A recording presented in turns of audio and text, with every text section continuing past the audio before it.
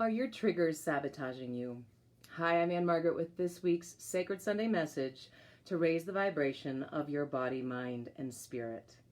So today we are going to explore and critically examine this word trigger and its potentially dangerous implications.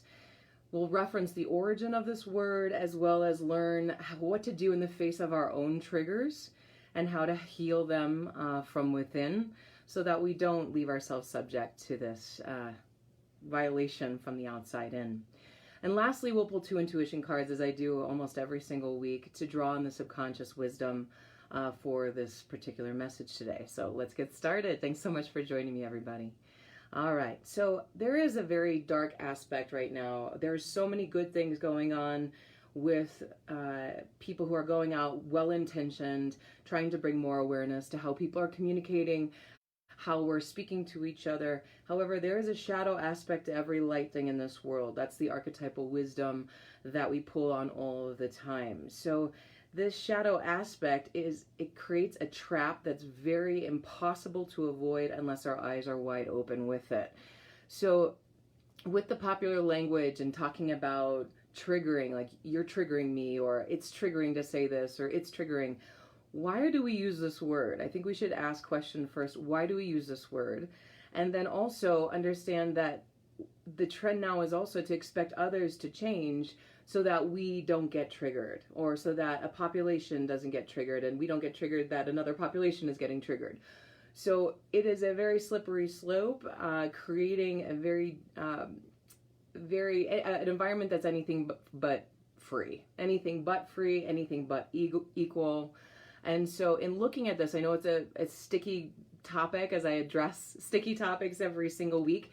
And actually next week we're going to go into even how to be more proactive and how to heal your triggers even more deeply. So stay tuned for that talk as well.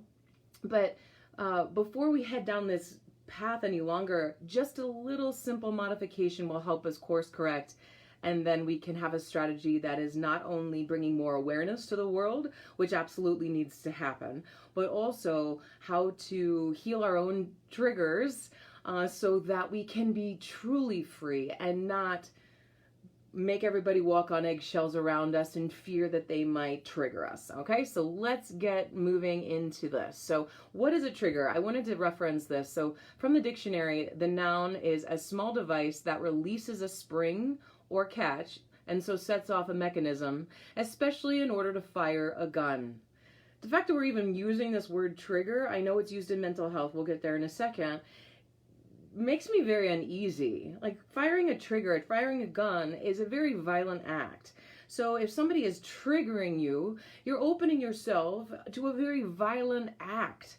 Now, a verb under the dictionary as well is a cause, an event, or a situation to happen or to exist. A cause. So a cause. So what is the trigger? Like what's happening? So in mental health, trigger means an external event or circumstance that may produce very uncomfortable emotional or psychiatric symptoms such as anxiety, panic, discouragement, despair, or negative self-talk. And then Urban Dictionary definition gets very criticized for this, but it triggers very simply that they write when someone gets offended or gets their feelings hurt. Now I know that we can't put in the same box or the same category a trigger of getting your feelings hurt and a trigger that recreates or re-traumatizes based on past events or really traumatic events.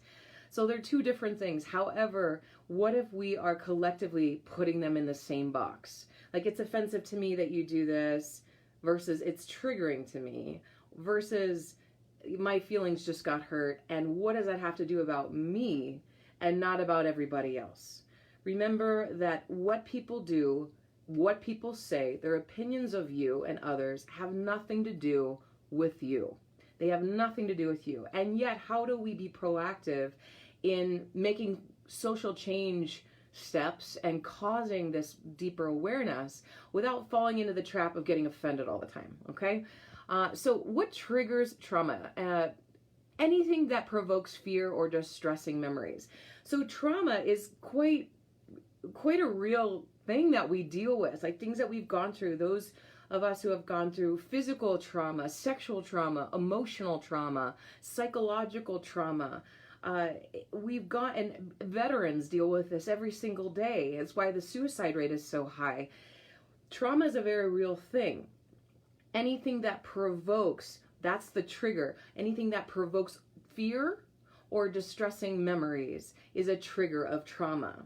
Okay, so in looking at that, I think about hypnosis. I have several good friends who are hypnotherapists and study and work with hypnosis all the time. And so I decided to make that part of the talk today too, because hypnosis is a human condition involving focused attention, reduced peripheral awareness, and enhanced capacity to respond to suggestion.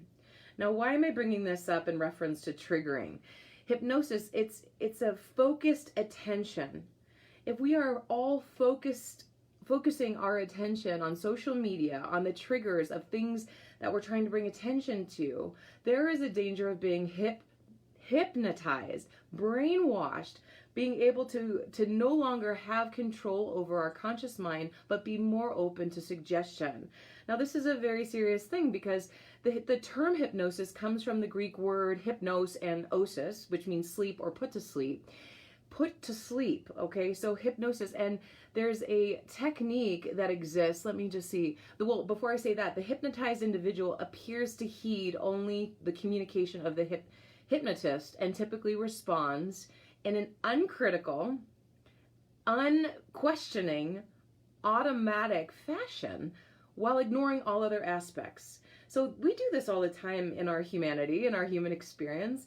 We'll just operate out of autopilot or because we think something is the way to do it, rather than even questioning why it was done. We put black squares on our Instagram feed weeks ago. Why did we do this?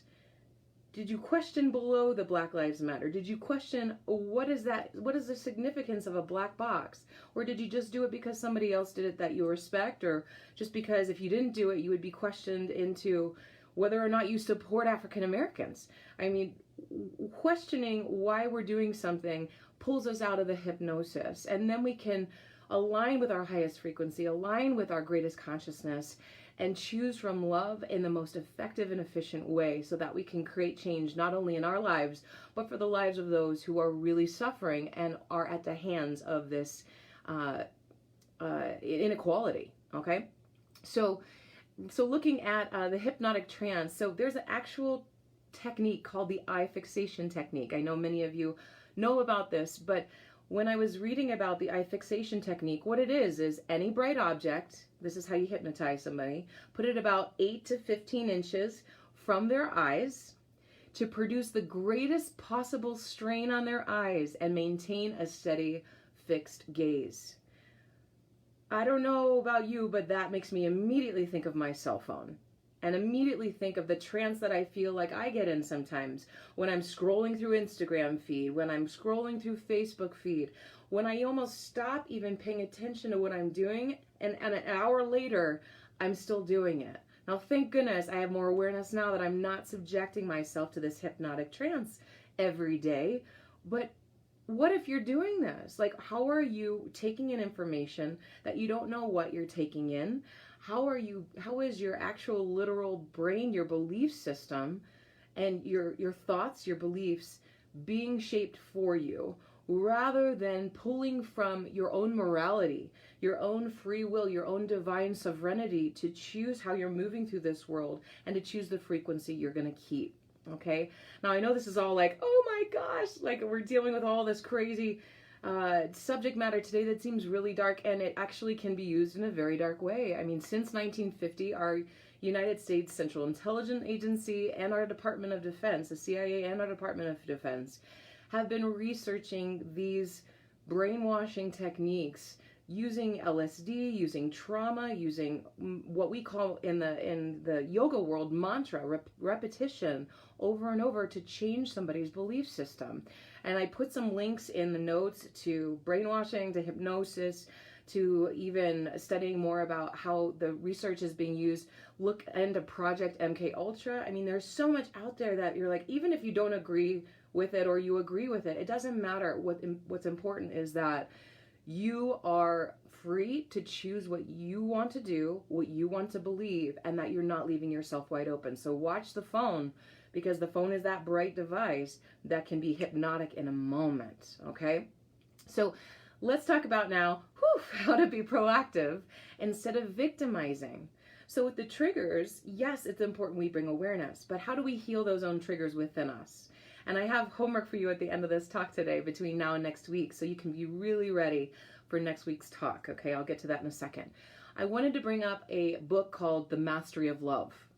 When I read this book back in 2001, I read it cover to cover. I read it cover to cover 4 times in a row. I finished it, pulled it back, finished it, pulled it back, and even got to meet and compose a song for my own sister's wedding called Mastery of Love that I got to sing for the author in person in New York City back in 2001. It was such a dream come true. Don Miguel Ruiz wrote the 4 agreements, and if you haven't read his Mastery of Love, read it. It's profound. But why I brought it up today is that Mastery of Love pulls forward in a metaphor that all of our traumas, all of our triggers are like sores all over our bodies. And when we come into a relationship with somebody else, we expect that they don't touch us, that they don't touch those triggers. But what's the possibility of that? It's impossible. We are all going to trigger each other. And I would like to actually stop using that word, because it is in reference to a gun, a handgun. That's how it was first used. So it's also used in the triggers and the brainwashing, even linked to, right, in China in the Korean War and the Nazi Party. How did the governments get people to agree to this kind of behavior? How do predators agree to human trafficking victims to get them to go with them, or to kids who are going through custody battles to get them to brainwash them in order to say that their other parent is horrific, or whatever it is? Like, and even cult-like religious movements also brainwash and traumatize in order to change belief systems. So with our own sensitivities, how do we heal them and heal those sores, rather than saying, stop, don't touch me, don't do this, and this, or I'm going to leave you. Don't do this, and this, or I'm going to no longer love you anymore. How do we put the salve on our own sores to heal them, rather than expecting that from others? So I just want to read a couple quotes, and then we'll pull some cards. But here it is. Can social change be brought about without collectively sacrificing our autonomy? That's the question. That's not the quote. Sorry. That's the question. How do we bring about social change without sacrificing our autonomy? It's about healing our own triggers. Okay. So Mastery of Love, Don Miguel said, humans cover themselves and protect themselves. We put up the walls, right? And when someone says, you're pushing my buttons, you're triggering me, it's not exactly true. What is true is that you're touching a wound in his mind, and he's reacting because it hurts. Amazing. All right. Other one, if you look at any religious description of hell, it's the same as human society right now, the way we dream. Hell is a place of suffering, a place of fear, a place of war and violence, a place of judgment and no justice, a place of punishment that never ends. Aren't we punishing each other by saying, stop doing this, stop doing this, stop doing this? Bring awareness through love. Bring awareness through eyes wide open with the periphery open, rather than just focus on that feed and focus on one thing. Keep the perspective, guys.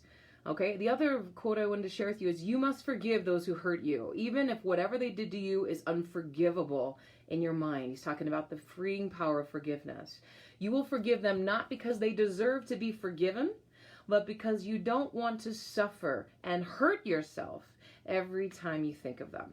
Okay, beautiful. Check that book out. So your journaling meditation between now and next week are, what are my complaints? Spend 30 minutes on this at least, writing down what are your complaints. Okay, and we'll go into that next week, how to heal more in this way. Let's pull this card. Dana, High Priestess. Can you see it? You have divine knowledge that can help others through your spiritual teaching. Remember your spiritual aspect, guys, rather than just go into the condemnation. Go into the highest frequency of love, and you'll teach more with that. Okay, Father. I'm going to go into this more in the notes because we're out of time, but thanks so much for joining me, everybody, and feel free to share this with anyone. I also do one-on-one coaching, couples counseling. So until next time, keep raising the vibration, and thanks for joining me. Bye, everybody.